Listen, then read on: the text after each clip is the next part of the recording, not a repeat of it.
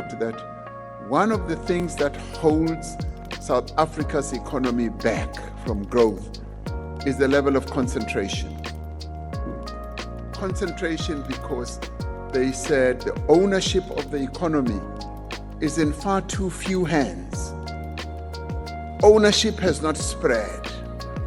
That is what the World Bank and IMF said. And that is precisely what happens in other countries.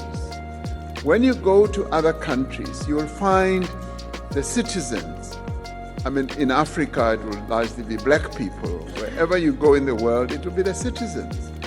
Now, in our country, it was just the few privileged, and may I continue to say white people, who continue to own the means of production, who continue to own the productive economy of our country.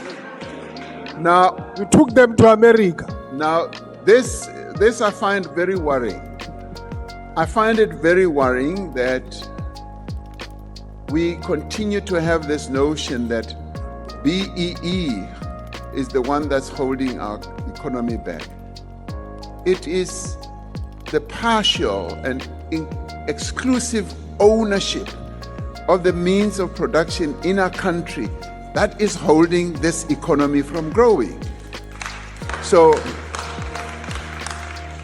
what we seek to do, as set out in the equality clause in our Constitution, to redress the imbalances of the past. If we accept that the ownership of our economy is imbalanced, the clause on equality in our Constitution seeks to undo that, to redress that.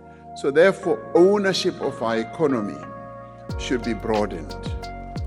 And I can tell you, Dr. Mulder, there's nothing that gives our people joy, particularly black people, as they go around and they find that this production facility is owned by a black person.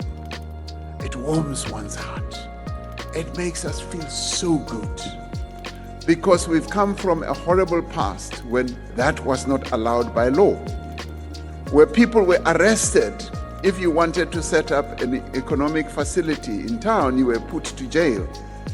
But today, we are saying all that must be put behind us. We must allow more and more people to play an important role in the economy of our country. And this is what baffles me by those who are opposed to black economic empowerment. I say, what do you want to see happening? Do you want to see black people continuing to play the role of laborers, drawers of water, hewers of wood, and consumers only? Why can't black people be made to own productive aspects of our economy? Why can't they be rich as well? That is what needs to happen. Because it is when they get to that level. Dr. Mulder, you look at the Afrikaners, the history of your people. If you look at the history of your people, they were held back by the English. And with later days, they were enabled. They became more and more economically empowered. And they became economically empowered due to the policies of apartheid, the laws that were put in place, the sweet deals that they were given, and they started getting more and more into being serious economic players. Why can't the same be done for black people? Why? And this baffles me.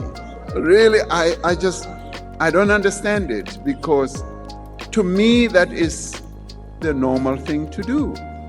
You need, as a nation, to say, this group has been disempowered.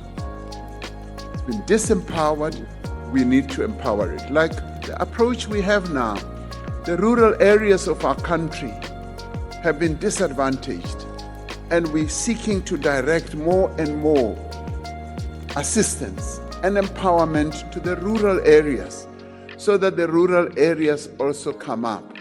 Now, anyone who will tell me that that is wrong, really, I think they must have their heads examined, because